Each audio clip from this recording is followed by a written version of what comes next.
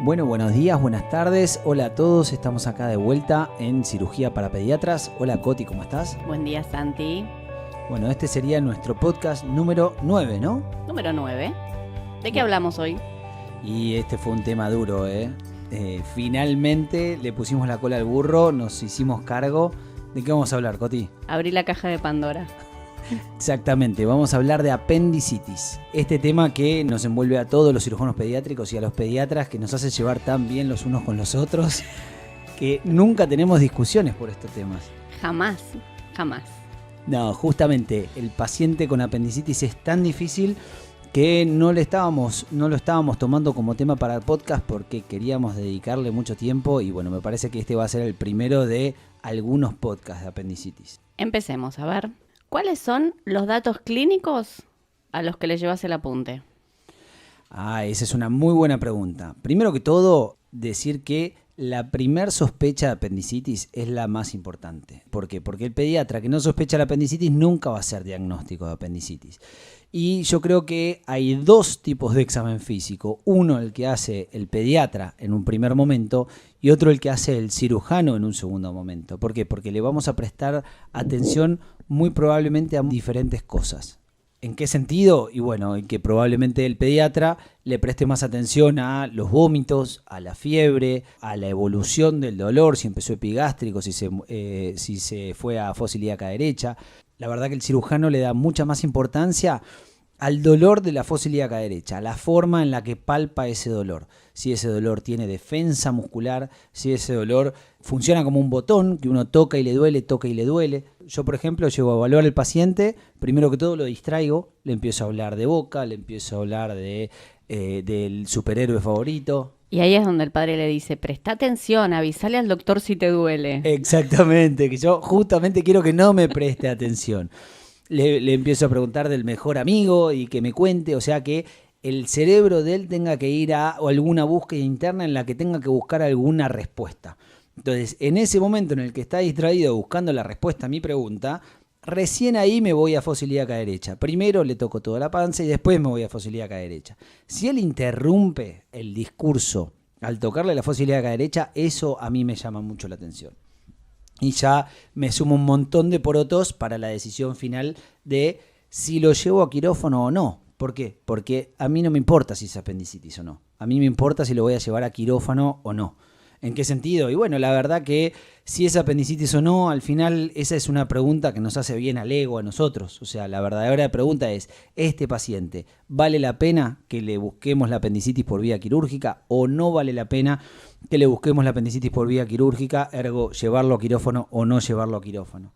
Porque la realidad es que el único diagnóstico 100% seguro de apendicitis es entrar, sacar el apéndice y decir esto era, esto no era. Hasta ese momento tenemos que estar pensando, ¿vale la pena llevarlo a quirófano o no vale la pena llevarlo a quirófano? Y pensando en eso, o sea, porque yo ya te conté mi secreto, o sea, cómo examino yo la panza. Ahora, ¿cuándo a vos te da mala espina un paciente y pensás que puede ser apendicitis, Coti? Yo le presto mucha atención al dolor. Me parece, como dijiste vos, que los vómitos, la fiebre, coinciden tanto con otras patologías que dan dolor de panza que por ahí te confunden. La evolución del dolor, que no sea intermitente, que sea un dolor que va creciendo, que sea un dolor que está localizado en fosa ilíaca derecha, son para mí las cosas más importantes. Y yo hago lo mismo que vos. Yo en general les pregunto a los chicos qué es lo que menos les gusta del colegio, qué es lo que más les gusta del colegio, y ahí, mientras ellos están pensando, les toco la panza. Me encanta esto que decís de la evolución del dolor. Y eso tiene que ser una pregunta dirigida. Yo no le puedo preguntar a la mamá o al chico si es constante o es cólico, porque no saben los padres qué es constante y qué es cólico. Menos todavía lo sabe el chico. Entonces vos le tenés que preguntar, a las 7 de la mañana cuando te levantaste, del 1 al 10, ¿cuánto te dolía? A las 12 del mediodía cuando almorzaste, ¿te acordás que almorzaste? Bueno, ¿cuánto te dolía en ese momento? Ahora, a las 5 de la tarde, del 1 al 10, ¿cuánto te duele? Si el dolor va subiendo y bajando de intensidad, eso es un dolor cólico. Así haya estado con más de 2 de dolor todo el día, sigue siendo un dolor cólico, porque pasó de 10 a 5, de 5 a 9, eso es un dolor cólico. Ahora, si yo tengo un paciente que a las 7 de la mañana me decía 2 de dolor, a las 12 del mediodía me decía 5 y ahora a las 5 de la tarde me dice 8, es un dolor en aumento, mucho más compatible con una apendicitis que un dolor de tipo serrucho que sube y baja la intensidad. Y la otra cosa que hago es tocarle varias veces durante la evaluación la panza. Le toco la panza, lo mando a hacer la ecografía, le vuelvo a tocar la panza. Lo mando a hacer el laboratorio, le vuelvo a tocar la panza. Entonces, de esa manera yo me doy cuenta si todas las veces le duele igual o si tiene realmente momentos de calma. Me encanta, porque yo siempre insisto que el tiempo es el mejor aliado del médico. A pesar de que muchos pensamos que es una carrera contra el tiempo, de que va a explotar, de que es una granada que está dentro de la panza, eso es mentira, ¿sí? O sea, el paciente se tiene que operar dentro de las 24 horas desde que entró al hospital. Ahora, desde que entra hasta que le ponemos el diagnóstico, muchas veces pasan 4 o 6 horas, no importa. Si ese dolor entró, no me gustó, vuelve la ecografía, mejoró, le pongo un suero, con la hidratación ya mejora mucho, y eso yo no creo que sea una apendicitis. Así continúe con dolor. Si el dolor fue bajando en la intensidad, claramente, ¿no? De 7 a 6 y de 6 a 5. Bajó de 10 a 6, así permanezca con un dolor de 6, es raro que sea una apendicitis. La apendicitis en general funciona como, yo siempre insisto, una olla a presión. Uno pone una olla a calentar en el agua y se va calentando, calentando, calentando hasta que empieza a tirar agua para todos lados. ¿Por qué? Y porque la fisiología del apéndice es así. El apéndice se tapa por X motivo, ascaris, coprolito, placas de Peyer inflamadas, folículos linfoides inflamados, y una vez que se tapa empiezan a reproducirse los gérmenes y empiezan a agrandarse, aumenta la presión, aumenta el dolor, aumenta la inflamación, y lo mismo va a pasar con todo lo demás. La fiebre va a ser lineal hacia arriba, va a empezar con un 37,5, después un 38, después un 39, no va a empezar con 40 de fiebre. Los glóbulos blancos de vuelta, lo mismo, puede empezar con un laboratorio normal, un apéndice de 12 horas de evolución y que después a las 24 horas tenga 15.000 blancos y después un apéndice de 3 días de evolución tenga 28.000 blancos porque ya se perforó. Y lo mismo con el dolor, es un dolor leve que después aumenta, que después empeora, que hasta que dicen por favor sacarme el apéndice porque yo ya no puedo más. ¿Qué lugar le damos a los estudios complementarios? El lugar es justamente, ese es el nombre, son complementarios. Suman mucho, sobre todo en el caso del paciente gris o el paciente de reciente diagnóstico. Hoy en día tenemos muy a disposición la ecografía, entonces casi siempre es nuestra primera elección. ¿Por qué? Porque no es cruenta, porque está disponible, entonces le hago una ecografía. Ahora, si no la tengo disponible, yo no sé si lo derivo para que le hagan una ecografía y que vuelva. No me suma eso. A mí me suma en qué sentido. Y bueno, primero que hoy en día nuestros pacientes nos piden la ecografía. Si el paciente no nos pide la ecografía, que sería lo mejor que nos puede pasar, hay ecografistas muy buenos. Yo tengo ecografistas que me miden al milímetro el apéndice y siempre tienen razón. Ahora, si yo no conozco al ecografista, bueno, hay que tomarlo en un conjunto. De hecho, hay muchos trabajos de lo que se llama el score ecográfico de apendicitis, en el que el ecografista tiene que poner signos, o sea, yes, no answers, en los que dice, ¿veo una estructura tubular no compresible? Sí. ¿Veo una estructura tubular no compresible de más de 6 milímetros? Sí. ¿Veo grasa enrarecida? Sí, no. ¿Veo líquido libre? Sí, no. Y eso te da un score y después sumando todo el score es el índice predictivo de esa ecografía, en el que el ecografista tuvo que ir a buscar esas 5 o 6 cosas que lo mejor es que en cada centro lo tengan estipulado cuáles son las 5 o 6 cosas que más vemos, pero como les decía, o sea, si tengo grasa enrarecida, la puedo tener por una apendicitis o la puedo tener porque tengo una adenitis mesentérica o la puedo tener porque tengo una tiflitis, ¿sí? ¿Por qué? Y porque está todo en el mismo cuadrante inferior derecho. Si yo tengo inflamado el ciego, el apéndice no va a medir 5 milímetros, el apéndice está pegado al ciego. Si yo tengo una tiflitis, el apéndice va a medir 7 milímetros, muy probablemente. Entonces, si tiene 3 días de evolución y tiene un apéndice de 3 milímetros, no me cierra, porque un apéndice de 7 milímetros es compatible con una apendicitis recién empezada. Y si tengo un apéndice de 10 milímetros en un paciente de 3 días de evolución, de vuelta, me cierra la historia que me cuentan, me cierra la ecografía, ahí me suma, me sirvió como un estudio complementario. Y en cuanto al laboratorio, de la misma manera. O sea, hemos todos operado apendicitis con laboratorios normales.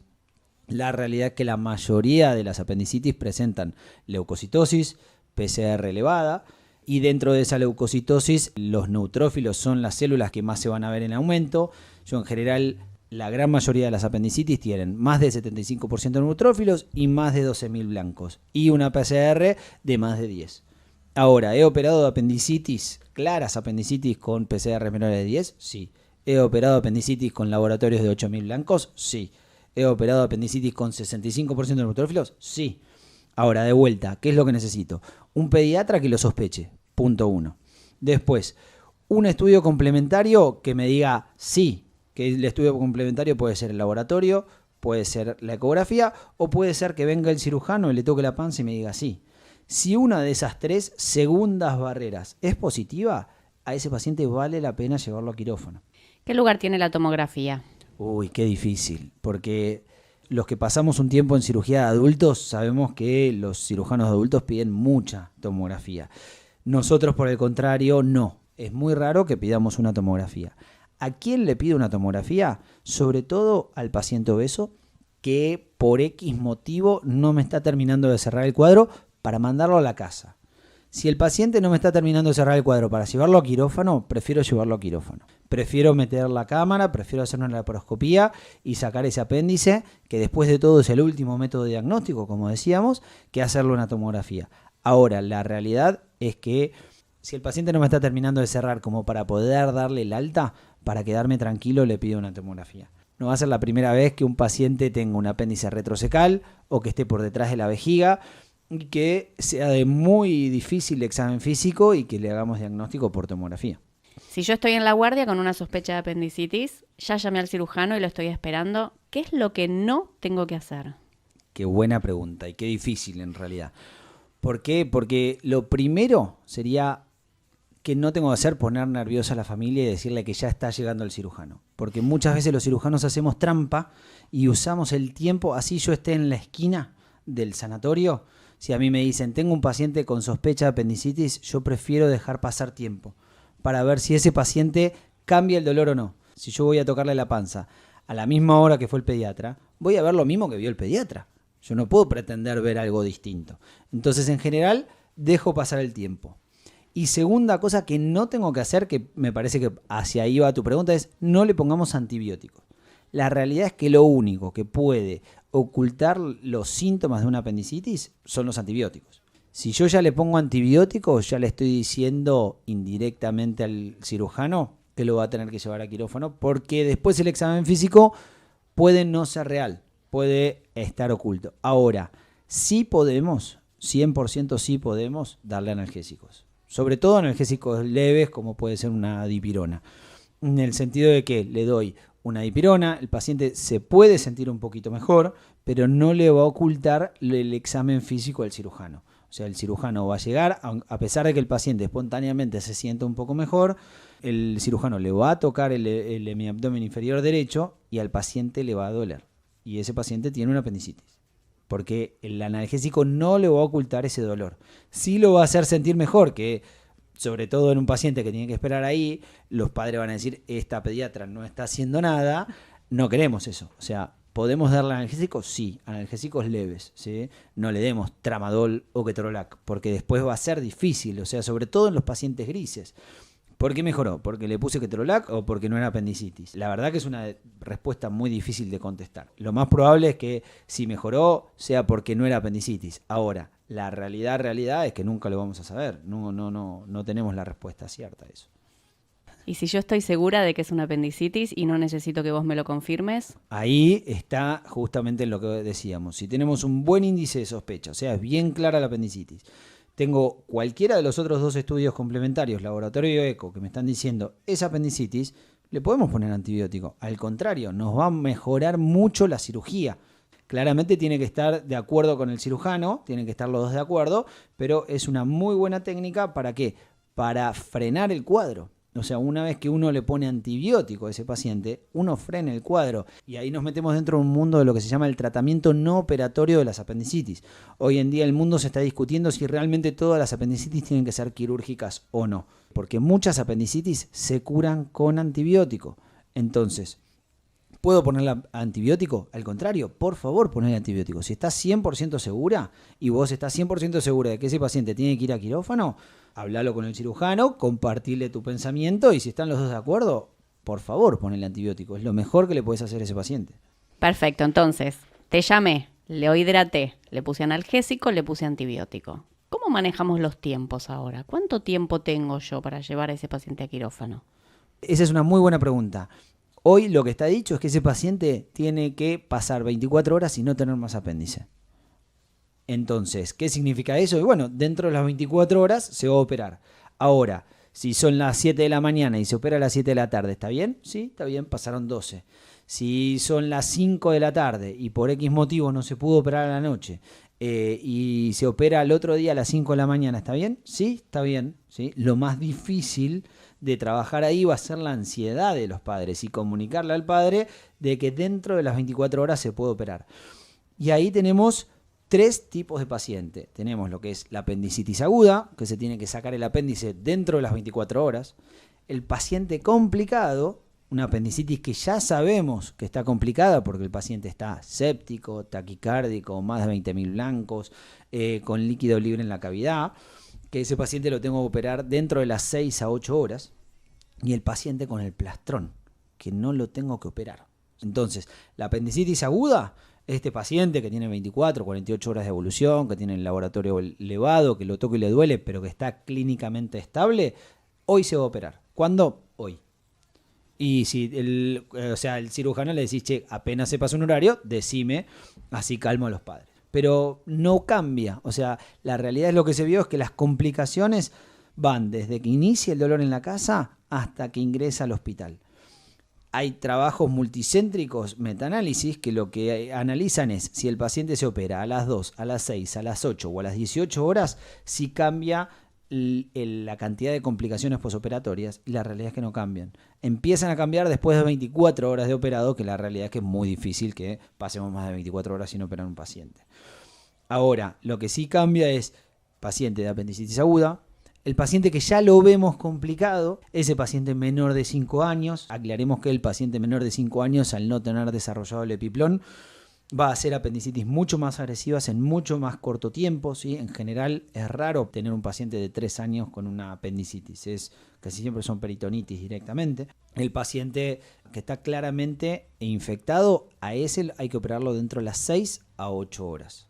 De vuelta, ¿hay que operarlo ya? No. Hay que operarlo dentro de las 6 a 8 horas. ¿Qué significa eso? Y que las 2 primeras horas yo lo que tengo que ocuparme es de estabilizar al paciente y de que el cirujano sepa de que ese paciente esté ahí. Pero lo más importante es estabilizar al paciente, porque si yo lo meto a la media hora, ese tejido va a estar más friable, va a estar deshidratado, voy a tener un paciente hiperdinámico en la mesa de anestesia. No está bueno. ¿Sí? El paciente tiene que ir compensado al quirófano. Una vez que lo compensé, ahí puedo empezar a joderlo al cirujano y decirle, che, mirá que esto es una apendicitis complicada, llamarlo y decirle, che, esto no es una apendicitis aguda, esto es una apendicitis complicada. Ah, buenísimo, listo, hablamos todos el mismo idioma. Y de vuelta, el tercer paciente que es el plastrón. Toco el paciente, toco una masa en fosa ilíaca derecha que duele, o le mando a hacer una ecografía y el ecografista describe un apéndice de 10 milímetros con tejido circundante enrarecido, compatible con plastrón. Bueno, ese paciente no conviene operarlo en primera instancia. ¿Qué es lo que tenemos que hacer? Ponerle antibiótico, dejarlo ayunado en las primeras horas, pero empezar a darle de comer y ponerle analgésico. Si ese paciente está bien de dolor, tolera la dieta y controla la curva febril, después del 5º al 7º día de antibiótico se puede ir a la casa. Y operarse después, en un segundo momento, a los 3 meses, le sacamos el apéndice o lo que quede de él, porque muchas veces queda todo digerido.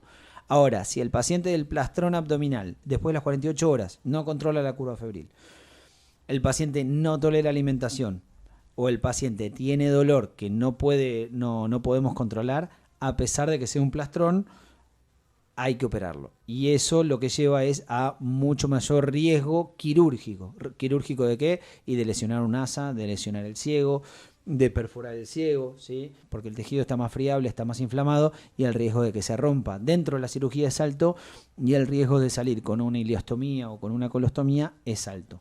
Pero de vuelta, si el paciente está ocluido, no tolera, hay que operarlo. Si el paciente después de las 48 horas de antibiótico no mejora la curva febril, hay que operarlo. Y si el paciente no mejora el dolor, después de 24 horas te diría, hay que operarlo. ¿Por qué? Porque ese paciente no va a andar bien. Y en cuanto a la técnica quirúrgica... La técnica quirúrgica es ir a sacar el apéndice, ¿sí? No importa cómo. La mejor forma es la que tengo a disposición. Ahora, desde los 80, 90 se empezó a hacer la laparoscopía. Al principio, la laparoscopía se hacía con teles de tubo, con mala imagen, con malas técnicas, con malos insufladores. Entonces, la realidad es que el índice de complicaciones era alto. De hecho, se hablaba de que las peritonitis por vía laparoscópica tenían un 30% más de complicaciones que por vía abierta. La realidad es que desde 2000, 2005 hasta la fecha, eso es exactamente al revés. Y yo lo que comparo es, vos cuando le haces el ruedo a los pantalones que vas a usar, ¿lo haces con los ojos cerrados o lo haces con los ojos abiertos? La realidad es que la cirugía abierta, en general lo que tratamos de hacer es una incisión pequeña en la fosa ilíaca derecha. ¿Para qué? Para poder mejorar el dolor, para poder mejorar la estética, para poder darle todos los otros beneficios. Obviamente, si es una cirugía grande, voy a ampliar eso. Y esa ampliación va a ser ampliación grande. En general terminan con incisiones muy grandes. Entonces, eso duele, prolonga el tiempo quirúrgico, prolonga el tiempo de internación. Entonces, la realidad es que duele. Hoy en día la laparoscopía tiene cámaras HD, monitores de 40 pulgadas o más dentro del quirófano. Los equipos de laparoscopía y los insufladores son muy estables. Entonces, si uno tiene el expertise como para hacerlo y uno tiene el equipo como para hacerlo, no hay duda de que hay que hacerlo por vía laparoscópica. ¿Por qué? Porque yo con la cámara le puedo ver el absceso hepático, le puedo ver el absceso en el Douglas, le puedo ver el vaso. Si no es apendicitis, puedo mirarle todo el intestino, devanar todo el intestino buscando un Meckel, buscando una duplicación intestinal. Le puedo mirar los ovarios, ¿sí? Por McBurney y llegar a ver los ovarios es muy difícil. Entonces, la realidad, teniendo el equipo y teniendo la expertise, es mandatorio hacer la apendicectomía por vía laparoscópica. Si uno por X motivo no tiene el equipo o no tiene la expertise, obviamente que lo que hay que hacer en ese paciente es sacar el apéndice, punto, no importa por la vía. Yo quiero agregar que hay algunas situaciones que te ponen las cosas más difíciles. El menor de 5 años, ¿no? En general sí, es más difícil el diagnóstico. Los adolescentes, que son... El adolescente se tolera todo. El adolescente lo pisa un tren y viene caminando a la guardia. O al contrario, hay algunos a los que todo le duele. Puede ser, sí, coincido.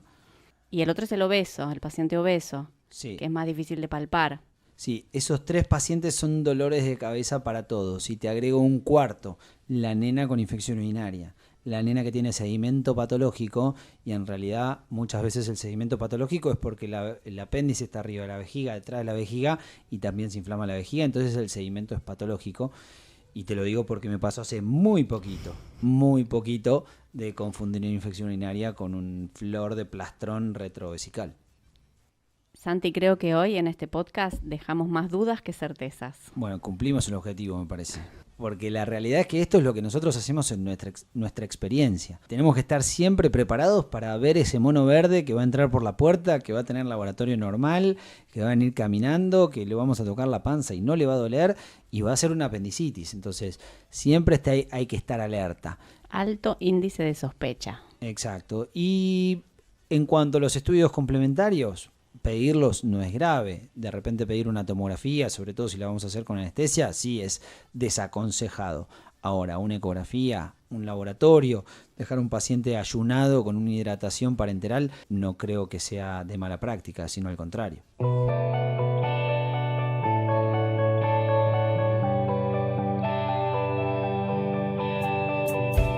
Si te gustó este podcast, acordate que nos podés escuchar en YouTube y en Spotify.